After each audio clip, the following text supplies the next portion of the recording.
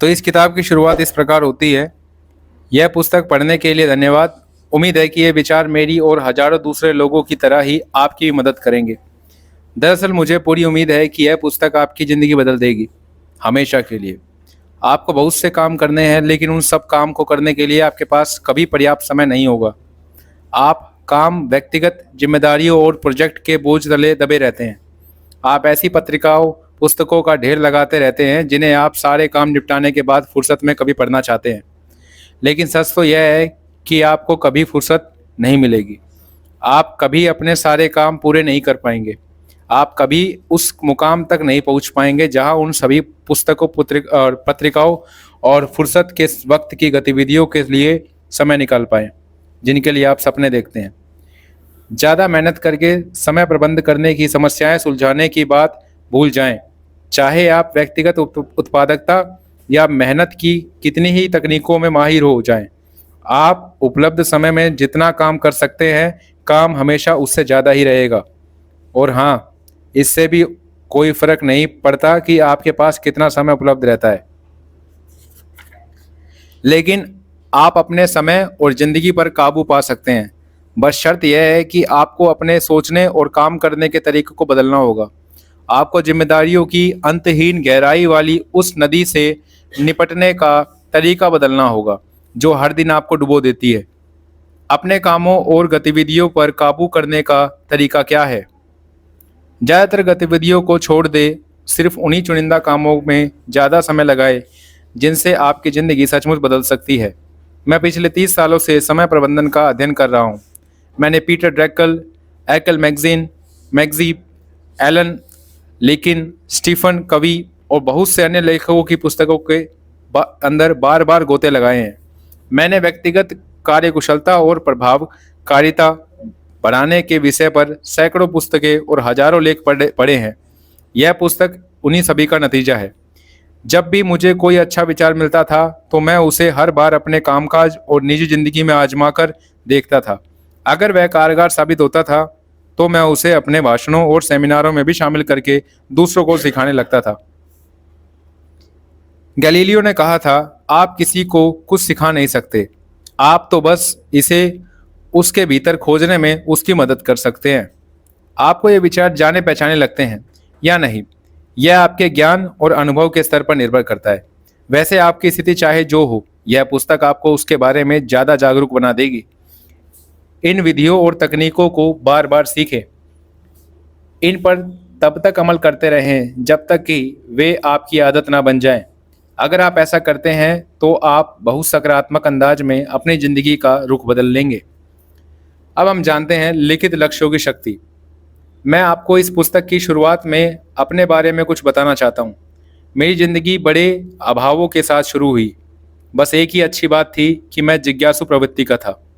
School में मेरा प्रदर्शन हमेशा खराब रहा। नतीजा यह हुआ कि मैंने पढ़ाई अधूरी छोड़ दी। फिर मैंने कई सालों तक मजदूरी की। मेरा भविष्य कतई उज्जवल नहीं दिख रहा था। युवा अवस्था में मुझे एक समुद्री जहाज पर काम करने का अवसर हाथ लग गया। बस फिर क्या था, मैं दुनिया देखने चल दिया। 8 साल तक मैंने सफ़र किया, काम किया और दोबारा सफ़र किया। यह सिलसिला ख़त्म होने तक मैं 5 महाद्वीपों का 80 देशों में घूम चुका था। जब मुझे मजदूरी का काम मिलना बंद हो गया तो मैं सेल्स लाइन में चला गया। मैंने लोगों के दरवाजे खटखटाए और कमीशन पर काम किया। मैं सामान नहीं बेच पा रहा था, मैं जूझ रहा था। मैं जब तक कि मैंने खुद से यह सवाल नहीं पूछा, दूसरे लोग आखिर मुझसे बेहतर प्रदर्शन क्यों कर रहे हैं। फिर मैंने एक ऐसा तरीका आजमाया जिसने मेरी ज़िंदगी बदल दी। मैं सफल लोगों से पूछने लगा कि वे आखिर ऐसा क्या करते हैं जिसकी बदौलत वे मुझसे ज़्यादा अच्छा प्रदर्शन करने और ज़्यादा कमाई करने में कामयाब होते हैं। उन्होंने मुझे बता दिया। मैंने उनकी सलाह पर पूरा अमल किया। नतीजा, मेरी बिक्री बढ़ गई। आखिरकार मैं इतना कामकाज हो गया कि मुझे सेल्स मैनेजर बना दिया गया। सेल्स मैनेजर बनने के बाद भी इसी नीति पर मैं चलता रहा। मैंने सफल मैनेजरों से पूछा कि कामकाज कामयाब होने और असरदार नतीजे हासिल करने के लिए वो क्या करते हैं। उन्होंने जो मुझे तकनीकें बताई, मैं उन सब पर अमल करने लगा। लगभग फ़ौरन ही मुझे भी उनके जैसे ही नतीजे मिलने लगे। सीखने और सीखी हुई बातों पर अमल करने की इस प्रक्रिया ने मेरी ज़िंदगी ही बदल दी। मैं अब भी हैरान हूँ कि यह सब कितना सरल और स्पष्ट है। बस आपको पता लगाना है कि उस क्षेत्र में सफल लोग क्या करते हैं और फिर वही काम करने लगे जब तक कि आपको भी वैसे नतीजे ना मिलने लगे। विशेषज्ञों से सीखे, वाह कितना बेहतरीन विचार है। अब हम सीखते हैं सफलता की भविष्यवाणी संभव है। कैसे सफलता की भविष्यवाणी संभव है जानते हैं। सरल भाषा में कहे तो कुछ लोग दूसरों से बेहतर प्रदर्शन इसलिए कर रहे हैं क्योंकि वे चीजों को अलग ढंग से करते हैं। वे सही चीजों को सही ढंग से करते हैं। यहाँ एक बात खास तौर पर उभर कर सामने आती है। कामयाब, सुखी और समृद्ध लोग आम आदमी के मुकाबले अपने समय का बेहतर इस्तेमाल करते हैं। असफलता की पृष्ठभूमि की वजह से मुझ में हीनता, अक्षमता की भावनाएं बहुत गहरी थी। मैं इस गलतफहमी के मानसिक जाल में फंस चुका था कि मुझसे बेहतर प्रदर्शन करने वाले लोग वाकई मुझसे बेहतर हैं। बाद में मुझे पता चला कि यह हमेशा सच नहीं था। वे तो बस चीज़ों को अलग तरीके से कर रहे थे। जो कार्यशैली उन्होंने सीखी थी उसे मैं भी बखूबी सीख सकता था। इससे मेरी आंखें खुल गई। मैं इस खोज से हैरान भी था और रोमांचित भी। आज भी हूँ। मुझे एहसास हो गया कि मैं अपनी ज़िंदगी बदल सकता हूँ और लगभग हर लक्ष्य हासिल कर सकता हूँ, बशर्ते मैं यह पता लगा लूँ कि उस क्षेत्र के सफल लोग क्या कर रहे हैं, फिर खुद भी वही करने लगूँ। इस तरह मुझे भी शर्तिया वही परिणाम मिलेंगे जो उन्हें मिल रहे हैं। सेल्स लाइन में आने के 1 साल के भीतर ही मैंने शीर्षक सेल्समैन बन गया। उसके 1 साल बाद मैनेजर, 3 साल के भीतर वाइस प्रेसिडेंट और अब मैं 6 देशों के कार्यरत 95 सेल्स पर्सन का बॉस था। यानी कि मेरे अंदर 95 सेल्स पर्सन काम करते थे। उस वक्त मेरी उम्र 25 साल थी।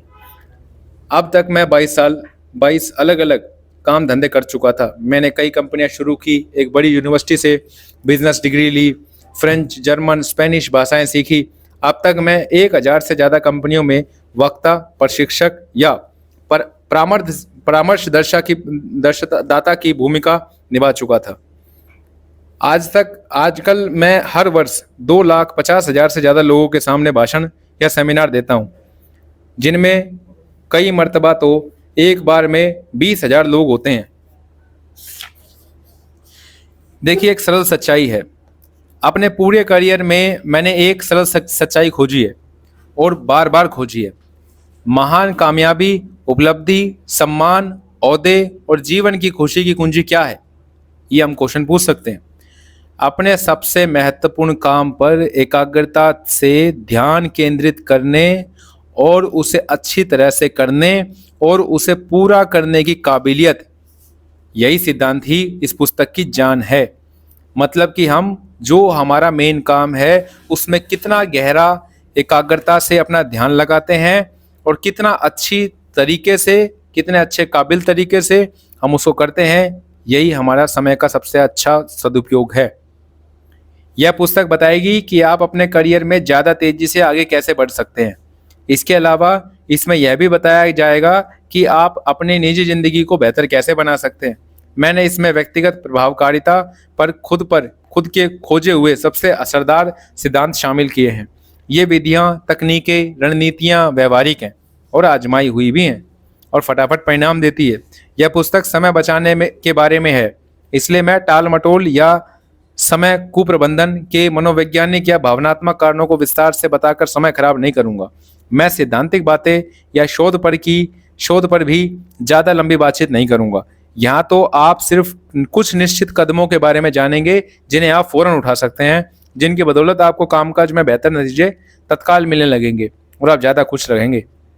इस पुस्तक में हमने जितने भी विचार दिए हैं उन सभी का बुनियादी मकसद आपकी प्रोडक्शन कैपेबिलिटी बढ़ाना, आपका परफॉर्मेंस को बेहतर बनाना और आपके प्रोडक्शन को, मतलब कि परिणामों को बेहतर बनाना है। इनका उद्देश्य आपको ज़्यादा मूल्यवान बनाना है। इनमें से कई विचारों को आप अपनी निजी जिंदगी में भी लागू कर सकते हैं। 21 तकनीकों में से प्रत्येक अपने आप में संपूर्ण तकनीक है। ये सभी जरूरी हैं। हो सकता है कि किसी स्थिति में कोई एक रणनीति कारगर हो और किसी दूसरी परिस्थिति में दूसरी रणनीति। एक तरह से ये 21 विचार व्यक्तिगत प्रभावकारिता तकनीकों की दावत जैसे है। आप इनका इस्तेमाल कभी भी क्रम में कर सकते हैं, किसी भी क्रम में, जो भी आपको उस पल सही लगे। सफलता की कुंजी है अच्छे कर्म। ये सिद्धांत आपके प्रदर्शन और परिणामों को तेजी से बेहतर बनाते हैं। आप उन्हें जितनी फुर्ती से सीखेंगे और लागू करेंगे, उतनी ही तीव्रता से अपने करियर में आगे बढ़ेंगे। और ये पक्की गारंटी भी देते हैं। जब हम अच्छे कर्म करते हैं तो हमें उससे मिलने वाली संभावनाएं भी अच्छी नजर आती है, और जब हम बुरे कर्म करते हैं तो हमें उससे मिलने वाली संभावनाएं भी बुरी नजर आती है, जिसकी वजह से हम नेगेटिव हो जाते हैं। तो जब हम लगातार अच्छे कर्म करते रहेंगे तो हमें भविष्य में एक अच्छा विचार और एक अच्छे परिणामों का भंडार नजर आएगा। लेकिन जब हम परिणामों को अच्छा नहीं देखते, उसका सीधा सा संबंध यही है कि हमारे कर्म उस प्रकार के नहीं है कि हमें अच्छा लगे। तो हमें सबसे अच्छी चीज़ ये दिमाग में रखनी चाहिए कि हमारे कर्मों को हम साफ रखें, ताकि उससे मिलने वाले परिणाम भी हमें स्वच्छ नजर आएं। तो अब इसमें हम प्रस्तावना को पढ़ने जा रहे हैं, जिसको हम अगली ऑडियो बुक में सुनेंगे।